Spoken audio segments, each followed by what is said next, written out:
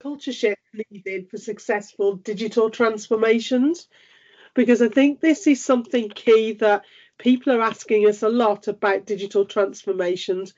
So while we're on this call, I have put everybody on mute because it's just about making sure that we don't have lots of background noise. But later on, when we ask you to talk, feel free to raise your hand and we'll take, you can take yourself off mute. We'll anything you put in the chat function, myself and Mel will try and monitor it. So again, by all means, use the chat. And you'll also be given the opportunity today to work in some small groups because we really want your insights, which are great information. And when we do the breakout rooms, we will switch off the recording, so we won't record that bit. So don't worry about us recording. Feel free to chat in your rooms. And at the end of it, we'll put everything back together and we'll get all those insights shared. So I just put, and there's a lot of words on this slide, I just put a few background things in here about what came up, about why we thought digital and culture was so important. So at the end of 2024, we did an annual survey and 70% of our respondents said digitisation's causing the changes in their organisation. We let them answer number of points about what's driving change, but digitisation was 70% of them said, yeah, that's the biggest driver for the change. I looked at a McKinsey survey that was done during the COVID-19 pandemic and towards the end of it, and it said that, everybody was using digitisation and it was just accelerating, and they felt it was probably 7 years earlier than it would have been. And I also saw another McKinsey survey that said C-suite and senior leaders said their organisations were pursuing at least one large-scale digital transformation. And when we chat with people like yourselves, I think one's probably an underestimate. The European Investment Bank said that digitisation was a priority, that they're investing in digital technologies. And we went to a recent AI conference which said that a lot of C-suite executives have that fear of missing out on AI. And there was a big concern there that what was really happening was that they were implementing AI because they felt they'd got to, rather than really thinking through the return on investment. And an AI report from KPMG, 3 in 5 and 58% of employees intentionally use AI at work on a regular basis, with them using the generative AI tools. And they're using the free, the open AI stuff. So as much as there are a few companies out there saying you can't use open AI, a lot of people are using it anyway. So this was some of the background to why we started wanting to think about this. Mom, I'm just going to put a few ideas, and hopefully just to summarise a couple of other things that I'm noticing is that, particularly from an AI perspective, talking to the CHRO of Unilever, for example, a couple of weeks ago, they are very much let's help you find uses for AI, let's get you on board. And then I'm also working with another company that will remain nameless, which is looking at how on earth do we control anybody's use of AI to almost prevent it, because we fear the risks associated with it. But in both cases, what you've got are organisations that are dealing with a bottom-up transformation, not a top-down transformation. So I'm sure we're all sitting around the room thinking, actually, that we're part of programmes and change initiatives that are saying strategically, this is what we're going to be doing. But we're also now dealing with situations where actually there are people who are working alongside AI tools all the time. And it's that there's freedom, there's choice, perhaps. It might be that freedom and choice because they're not announcing that they're doing it and that they're making a choice. This morning, for example, I was in both Claude and ChatGPT doing work alongside, just to get work done, just to get things out the door.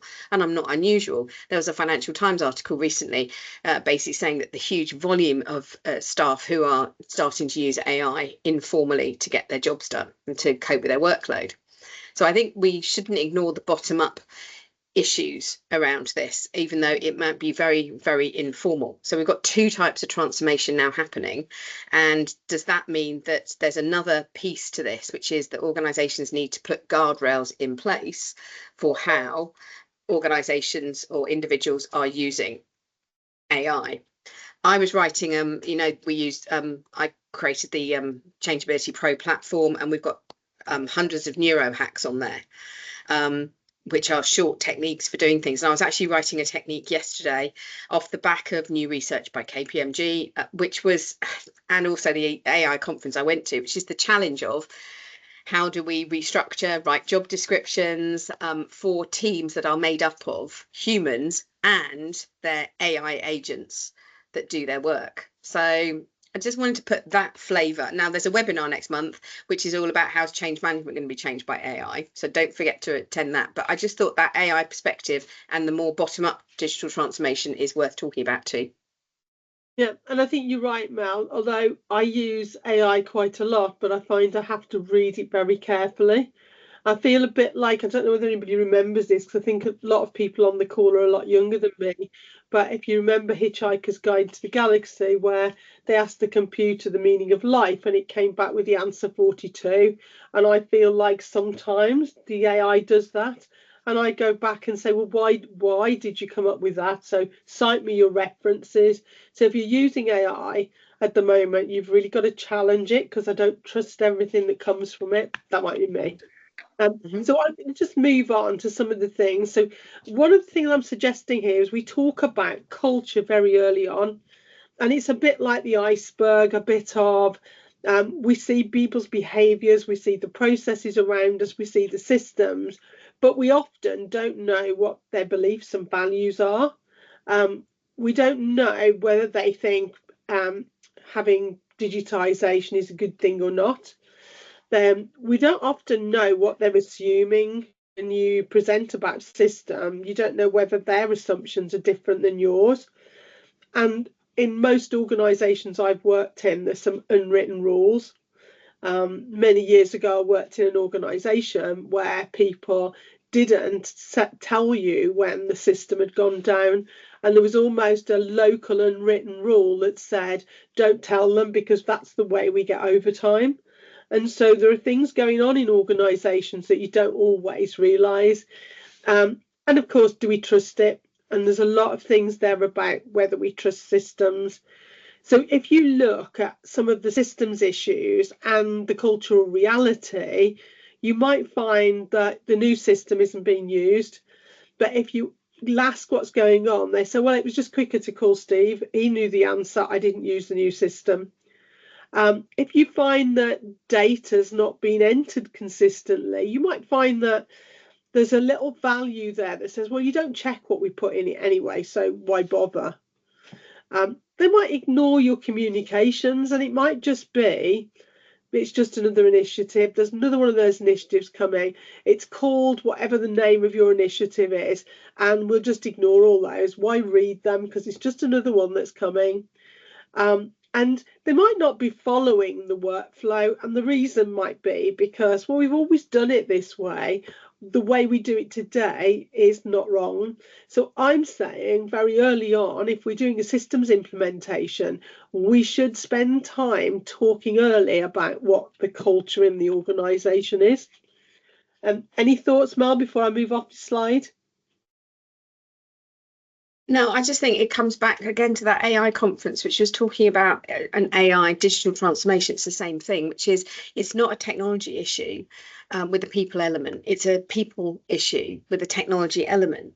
So, and I've just been reviewing your new masterclass for project managers, which is all about change management for project managers. And I think you make excellent points there about how it's all about that transition to new ways of working. It's the culture is this part of what we do? Is this something I think is part of my values? Do I want to build this in as my new behaviours? And actually somebody taking responsibility for that chivying, that nudging, that encouraging, that individuals are going, yeah, okay, I think I want to be a part of that. I think that makes sense for me. It always starts with me. It's always going to start with what's in it for me. Yeah. And it's putting it into that wider cultural framework that says, and this is what makes us what we are. So this digitization is helping us to be the thing we want to be. So I think there's three parts to this. There's the digitization and how it changes how you can work. There's the culture for the organization, which says, okay, this is the culture we actually need. I was on a Southwest Airlines piece yesterday when they were talking about being the most loved airline.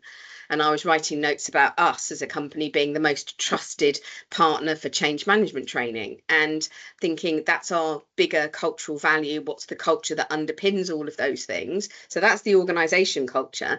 And then there's the individual piece, which is, what are my values? How do I like to behave? There's me as a person and my culture. And I think it's those three that we have to show how that digitization connects to both of those, and how the individual culture forms a part of the wider culture. It's very difficult.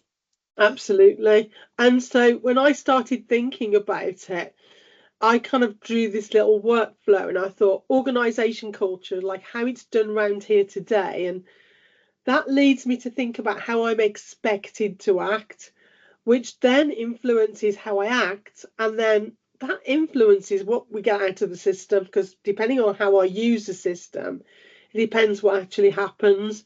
And I kind of put a couple of examples. So I thought, if you are in a culture of fear, so everybody's fearful that, you'll be in trouble or you might lose your job if you get it wrong. So everybody's fearful of what's going on. So I might be thinking it's not my decision, as I'll get the blame if it's going to go wrong.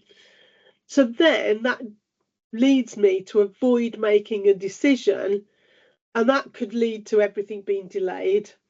And so that's like kind of a negative one. And I thought, on the positive side, if we have a really great culture of learning, and it might be the organization, it might be a team level, but people say, well, yeah, you've got to find out how this works. You've got to understand it. It leads you to being curious. So instead of saying, well, there's a blame culture, I can't do it, you start to think, oh, yeah, I can do this. I'm going to ask these questions. And that drives you to question all about how the system works, how you use it. And hopefully the outcome from the system is we use it, we experiment with it, and we actually improve on the way things work. So I kind of said organization culture is almost at the bottom of the pyramid of what actually happens. And then, I really like this, because I think that, and this is what our activity is going to be for all of you, is that I think there are things that can support digital transformation and there are things that can block it. And I think being very clear about those cultural accelerators and blockers can be really useful. Yeah. And I think if you go into any organization and you start asking about the culture, you start to get little stories. People love to tell you stories.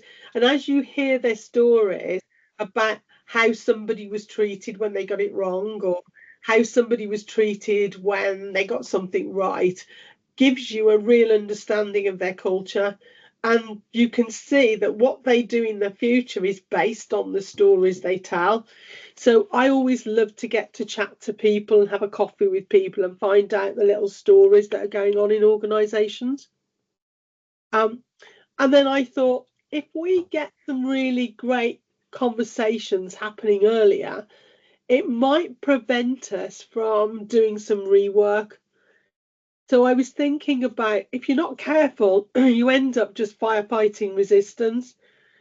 And the resistance is coming from what they believe. So get the cultural conversations happening, understand why they might resist, then you might start to be able to knock down those walls early, rather than firefighting resistance towards the end.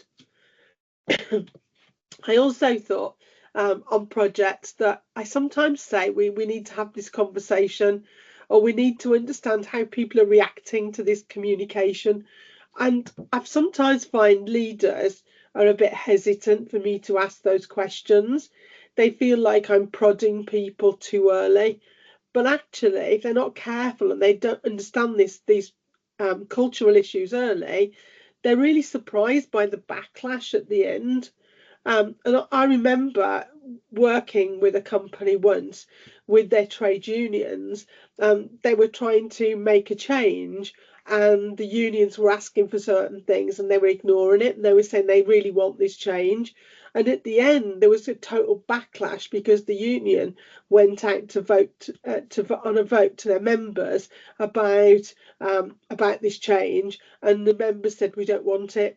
And it was supposed to be a change that was positive for the members, but they were negative because of the way management had dealt with it. And they thought there was an underlying management to doing this because they're trying to make us work more or pay us less or whatever. And I also think if you don't look at what the culture's like, you miss some really early opportunities to engage with influencers and to deal with legacy attitudes. So that's why I think we must do it. And it's not a nice to have, but it's a must do. I'll move on to my next slide, Mel, because I'm sure you've got 101 things there. And this is the one where you're really good at thinking of the neuroscience behind it. And this really came to kind of when this really came to a head, when I was thinking at the AI conference, we can give you lots of information, lots of calculations, lots of company results. We can report on things. All that information can come to you. But at the end of the day, it's what your brain does with it. And I've kind of put some cogs showing that we're thinking about things we see, we hear, we get out of the system. But we also gives us those light bulb moments that leads us to what we do with things. And I know, Mel, you'll come in here because this is really your forte. I think there's a couple of things to keep it simple. I think there are visceral responses in the brain that lead us to reject, to resist, to deny change. And those visceral responses are, if I can't see a clear path, if I don't feel there's certainty, why would I start to walk down that path? So how we connect whatever this digital transformation is into what people actually know already, how they do things, why they do things, what's coming next. So we have to create that picture of certainty. And that isn't as simplistic as having a plan of how we make the digital transformation. It is much more about how do we connect what the transformation to what people actually recognise and are certain about already. I think there's something about, we've always said choice, autonomy, empowerment, self-direction. Therefore, when we are explaining the digital transformation, we are constantly challenging people, inviting people, welcoming people to have their say and to think of ways that they can volunteer to take this forward. Those volunteerism parts are always based on what I like to do, what I think I'm good at. You know, the majority of the times I don't vote for something where I'd have to stretch myself to learn something new. Most of the time I'm going to put my hand up and go, oh, I'll do this for you because it's something I'm already good at.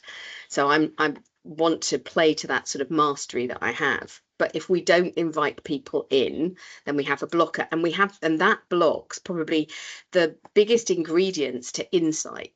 When I wrote recently about creating a jolt. What happens when we actually make change happen is that we are jolting people away from their current ways of working. And that does not come from provision of information. That isn't the jolt. That's not the thunderbolt that enables them to see something different. We don't suddenly work and go, oh, we could do it like that. Oh, do we need to be doing that anymore? We don't have those moments of insight unless we are given the opportunity to see things a completely different way, have an experience. Just those bland emails, those town hall announcements don't do that. We have to build in time for genuine curiosity. So experimentation and experimenting with others, so we bounce ideas off of others, are a really simple recipe. But how many of us actually have time for experimentation and to try things out with others when we've got this massive backlog of work that we have to do every day? So there's something, I think, about how we manage change these days, which is about how do we build in time for curiosity and questioning and experimenting so that people can have that moment of insight about, oh, this is how it's going to work. This is how it's going to fit into what I do. So is it a culture of learning that we're looking for underpinning all of this? Is it perhaps a culture of innovation and curiosity? There's all sorts of labels you can put to it. And a beautiful photograph there, Jill, thank you. But that is maybe what we're looking for. Sorry. I was just checking my slides and I managed to click on something there that I didn't want to click on. Brilliant. Absolutely. Sorry about that. One of the things I was reading here is about change fatigue, and it was really interesting. I was writing this morning a checklist for project managers to think about when they're getting near to handover. And one of the things I put on that checklist to myself, handwritten down here, was about dealing with fatigue, dealing with transitions of people on the project, dealing with fatigue. But before I did it, I thought I will actually quickly have a look at what ChatGPT tells me. And I put into ChatGPT the question, what should I include on a project manager's checklist, specifically thinking of the change components. And it gave me back a list of things I would include on a project manager's checklist, but not necessarily a change perspective on it. So, handover, documentation, all those things, but it didn't mention ownership. It didn't mention dealing with fatigue of people. It didn't mention anything to do with some of these things that I'd written down on my list. So I was really interested. And when I was thinking this, your brain really has to think to itself, that's not right. These are the things I need to add to it. So I was quite fascinated with using AI is great, but you just have to be careful. It doesn't always give you the answer that you're looking for. And the other thing on the questions, which I noticed there, was how do you move from a culture of fear to a culture of learning? And I know that Mel's given quite a brief but good answer there. One of the things that I very often say, if you don't know there's a culture in your organisation of fear, you're not going to do anything about it. At least if you know about it, you can move a little bit. And you're not going to change it overnight, but you can start getting the senior executives thinking, by the way, you've got a culture of fear here. So what are you going to do to try and change this? Because it's going to cause you a problem. And they have to get into the mindset of how they deal with people who make mistakes. And do they treat it as a learning opportunity, or do they treat it as a opportunity to fire somebody? Because depending on how they deal with it will depend how the stories get created and drive more fear or less fear. So I think next, Mel, my slide goes on to a question. Is there anything? Yeah, so do you want to move everybody into the breakout? I'll move everybody into a breakout room if you want to put up the question. Okay, so I did mention that transformation, it's not a digital transformation without a digital culture. I also made a note to myself, successful projects build long-term confidence and capability, which is something that we talk about a lot. So here's the first question. So I thought it'd be useful, and please screenshot it, take a picture of it, note it down, because sometimes I think they get lost as you go into rooms. But what aspects of a team's culture unintentionally undermine confidence during a system change? So what happens and what do you see, and how did you know that from the projects you worked on? So it'd just be great to have a chat to see what you found in the projects that you worked on, that the culture undermined the system change. And I think the thing that will help everybody is make those statements, but how did you know? How did you find out? Because I think that's going to be, this is just a quick brainstorm, a warm up, because there's another question coming. So all we're going to do is do a quick 5-minute round the room, so you get used to working with each other, and then we've got another question coming up straight after this. So I'm just doing 5 minutes for you, but that 5 minutes is, we can think of all the things, and a lot of you have put comments into the chat already about fatigue and lack of trust and fear. And so we kind of know some of the things that get in the way, but what we're interested in, I think, from what we've seen so far is how did you know, or how do you find out? Jill's already said she tries to have as many coffees as possible, get people telling their stories. So what is it that you would say is your recipe for finding out what that culture is? So let's hear some of those examples when you come back. But a 5-minute warm-up conversation, come back, we'll go through it, and then we've got a longer question that'll be more fun as well.